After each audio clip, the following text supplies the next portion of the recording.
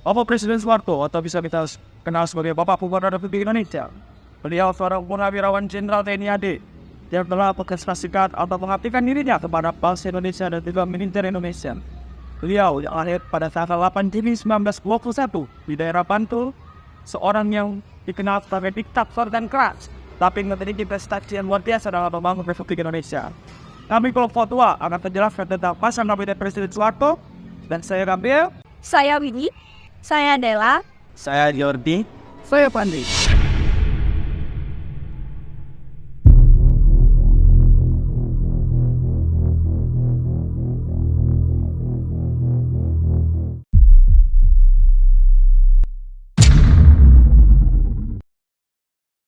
Pada masa pemerintahan Presiden Soeharto yang dimulai pada tahun 1967 hingga tahun 1998, ditandai dengan pertumbuhan ekonomi yang pesat, yang dikenal sebagai Orde Baru. Namun, periode ini juga dicirikan oleh otoritarianisme, pelanggaran hak asasi manusia, dan korupsi yang merajalela.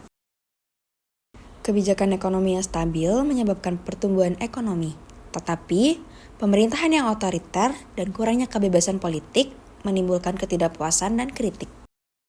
Presiden Soeharto mundur dari jabatannya pada tahun 1998 setelah proses massal dan krisis ekonomi yang serius.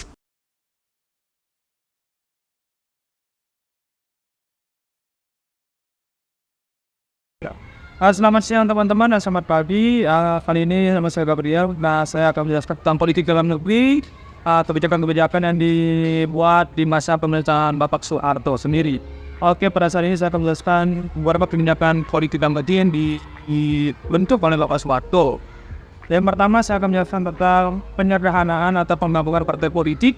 Pada saat itu, Bapak Soeharto mengambil suatu tindakan sebuah kebijakan di mana Bapak Soeharto mensederhanakan partai politik di Indonesia menjadi 3 bagian, yaitu Partai Golkar, Partai P3, dan juga Partai PDI, di mana Bapak Soeharto mengkhawatirkan akan adanya suatu kecaman nasionalisme dan juga tindakan rasisme dan juga tindakan tidak ada kesatuan dan persatuan oleh masyarakat Indonesia dalam banyaknya pemilihan partai politik yang berada di Indonesia, sehingga Bapak Soeharto sendiri mensederhanakan partai politik di Indonesia menjadi 3 bagian. Akan tetapi kebijakan-kebijakan ini sangatlah merugikan, di mana dalam kebijakan ini membuat beberapa partai-partai politik melakukan kecurangan atau nepotisme dalam mereka meraih posisi mereka di pemerintahan. Seperti Golkar sendiri yang kita tahu mereka melakukan kecurangan dan juga korupsi, di mana mereka melakukan korupsi yang sangat luar biasa dan juga melakukan kritik dalam kebijakan ini. Dan juga di mana juga kebijakan ini sangatlah buruk bagi masyarakat Indonesia, di mana masyarakat Indonesia tidaklah bebas berdemokrasi atau tidak bebas dalam memilih suara mereka dalam memilih pemimpin mereka yang mereka anggap menjadi pemimpin yang berguna bagi mereka untuk memimpin daerah mereka sendiri. Yang kedua ialah dui fungsi ABRI. Kebijakan politik dalam negeri yang kita bisa sebutkan ini atau dui fungsi ABRI, ya kebijakan yang disebut rasionalis, dikarenakan kebijakan dui fungsi ABRI dibentuk juga berpengaruh akan dalam aspek bidang sosial budaya dan pertahanan keamanan nasional. Dui fungsi ABRI sendiri dibentuk oleh Bapak Soeharto sendiri demi menjaga pertahanan keamanan bagi negara Indonesia. Akan tetapi kebijakan-kebijakan dui fungsi ABRI ini sangatlah merugikan bagi masyarakat kita dan negara pemerintahan kita, di mana ABRI menyalahkan guna kekuasaan mereka dan juga sangat-sangat tidak etis bagi tentara melakukan tindakan seperti itu. Seperti apa tindakan yang dilakukan dui fungsi ABRI terhadap masyarakat Indonesia, seperti mereka melakukan korupsi, tindakan-tindakan nepotisme, dan tindakan-tindakan yang sangat merugikan bagi masyarakat, dan juga mengintimidasi masyarakat dengan dalih-dalih pertahanan dan keamanan bagi negara Indonesia sendiri. Akan tetapi itu sendiri dui fungsi ABRI juga memiliki dampak positif bagi kita, yaitu ABRI sendiri menjadi tekanan bagi Indonesia atau menjadi kekuatan utama bagi negara Indonesia menjadi pertahanan dan keamanan nasional ABRI sendiri. Di antara kedua kebijakan Bapak Soeharto dalam politik dalam negeri yang sudah saya sebutkan tadi, di mana saya lebih mengkritik akan kebijakan dui fungsi ABRI, di mana dui fungsi ABRI kebijakannya sangat-sangat tidak etis bagi masyarakat Indonesia dan pemerintahan.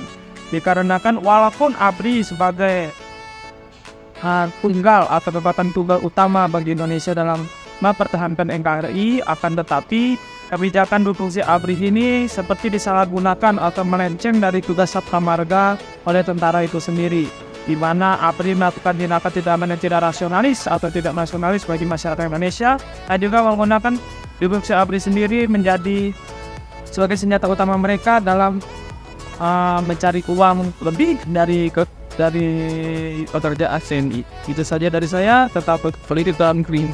Terima kasih.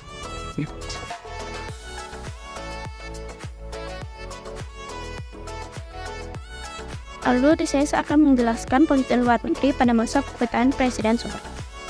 Yang pertama, kembalinya Indonesia menjadi keanggotaan PBB, di mana Indonesia pernah keluar dari keanggotaan PBB pada 7 Agustus 1965 ketika terjadi konfrontasi dengan Malaysia. Pada saat itu, Malaysia menjadi anggota tidak tetap Dewan Keamanan PBB sehingga pemerintahan RI tidak setuju dan memilih keluar dari keanggotaan PBB. Keputusan ini berdampak besar sehingga Indonesia dikucilkan dari pergaulan internasional dan mengalami kesulitan ekonomi serta dalam berpolitik luar negeri atau dunia. Sehingga situasi ini melahirkan suatu kebijakan politik pada masa Orde Baru untuk luar negeri dengan kembalinya keanggotaan PBB sesuai dengan hasil sidang DPR GR. Lalu pada tanggal 28 September 1966, keanggotaan Indonesia di PBB kembali aktif. Hal ini juga terjadi karena banyak peran PBB untuk Indonesia, misalnya mengakui secara de facto dan de jure kemerdekaan Indonesia dan juga mengembalikan Irian Barat kembali ke bagian RI setelah perjuangan pembebasan Irian Barat yang penuh dengan pengorbanan. Lalu yang kedua, bergabungnya Timor Timur. Ketika Indonesia merdeka, Timor Timur yang sangat dekat jaraknya dengan Indonesia masih menjadi jajahan bangsa Portugis.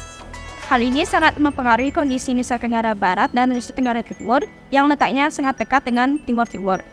Terlebih setelah kudeta di Portugis pada tahun 1974, pergolakan di Timor Timur terus terjadi dan menyebabkan beberapa pihak ingin bergabung dengan Indonesia. Keinginan tersebut disampaikan secara resmi pada 7 Juni 1976. 10 hari kemudian, Presiden Soeharto memutuskan untuk menggabungkan Timor Timur ke Indonesia menjadi provinsi ke-27. Walaupun demikian, fraksi Federalin terus berjuang untuk mendapatkan kemerdekaan. Hingga pada tahun 1999, ketika Orde Baru berakhir, rakyat Timor Timur melakukan referendum untuk lepas dari RI dan mendirikan negara sendiri yang berdaulat. Kebijakan politik Orde Baru ini tidak saja membawa berbagai penyimpangan, namun dibalik itu juga ada kelebihan yang membuat Indonesia menjadi salah satu negara berkembang yang cukup maju di mata internasional dan dalam berbagai bidang.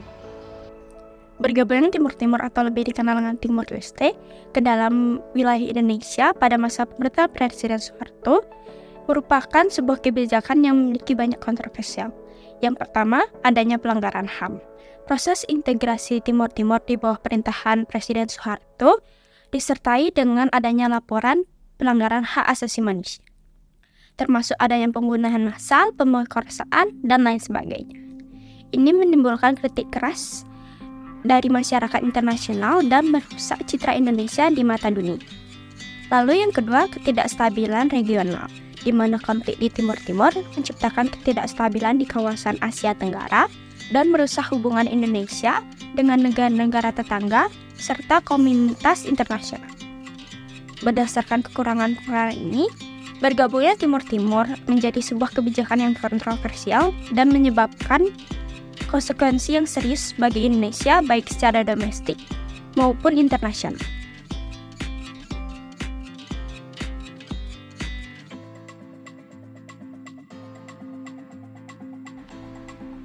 Selama pemerintahan Soeharto, ada beberapa kebijakan ekonomi kunci yang diterapkan untuk mendorong pertumbuhan ekonomi dan stabilitas. Beberapa di antaranya melibatkan yang pertama, pembangunan 5 tahun atau reperita.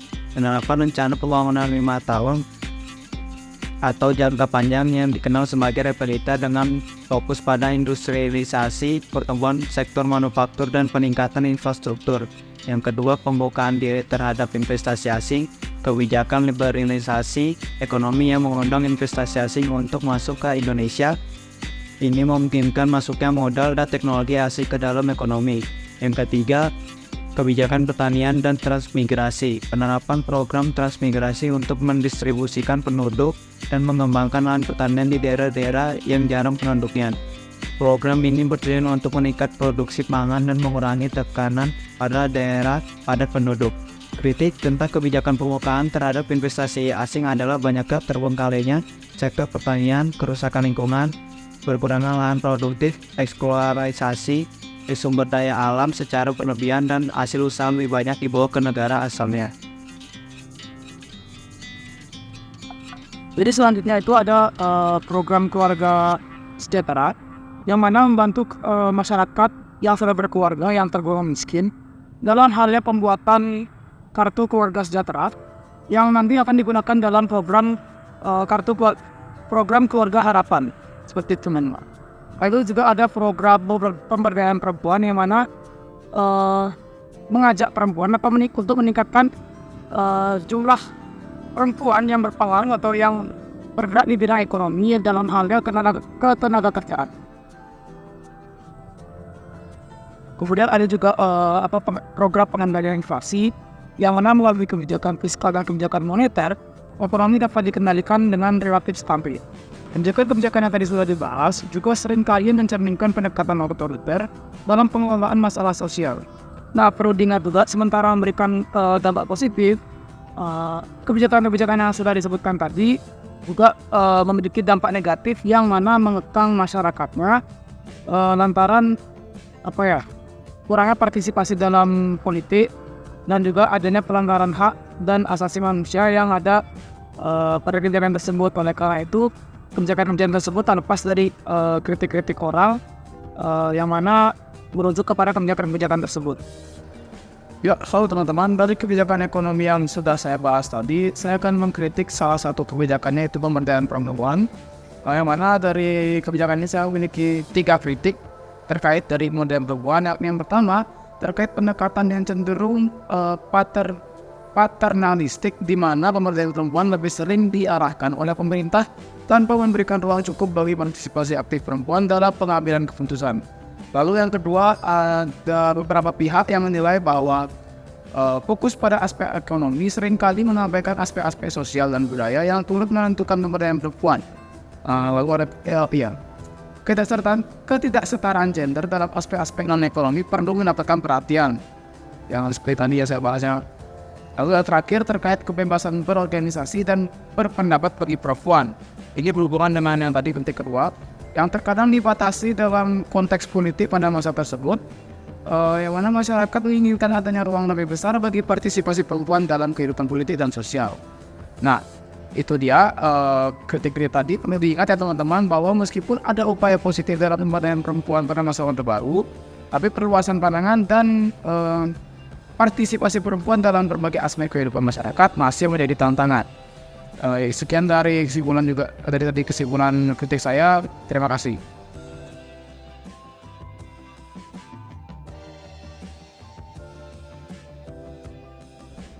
Nah teman-teman, selain dari kebijakan ekonomi yang tadi sudah dijabarkan, ada pun program-program yang menjadi highlight pada masa Orde Baru yang pada masa itu dalam pembangunan ekonomi, yang mana itu ada program jangka pendek dan program jangka panjang.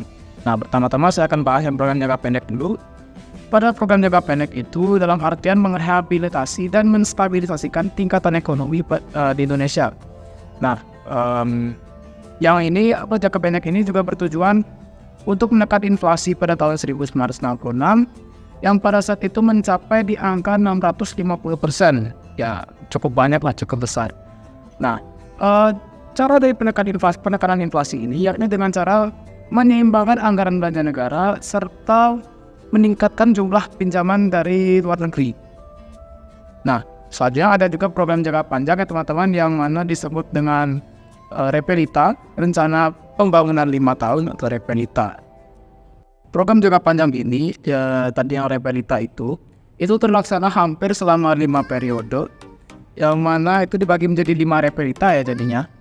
Ya, ini ada Repelita 1, yang pertama itu ada Repelita 1, yang mana berfokus pada rehabilitasi prasarana penting sekaligus pembangunan iklim usaha dan investasi.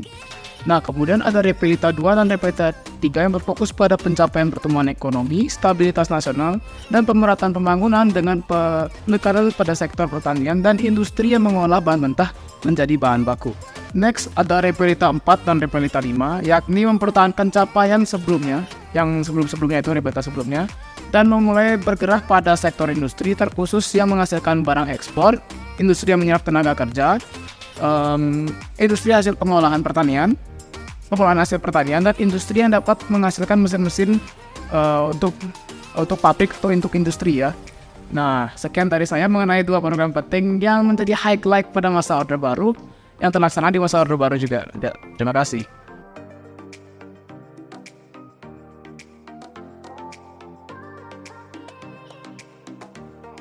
Halo semua, perkenalkan nama aku Della. Di sini aku akan ngejelasin tentang kebijakan sosial yang ada pada masa Orde Baru.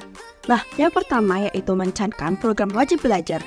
Presiden Soeharto mencankan wajib belajar 6 tahun bagi para siswa usia 7 sampai 12 tahun.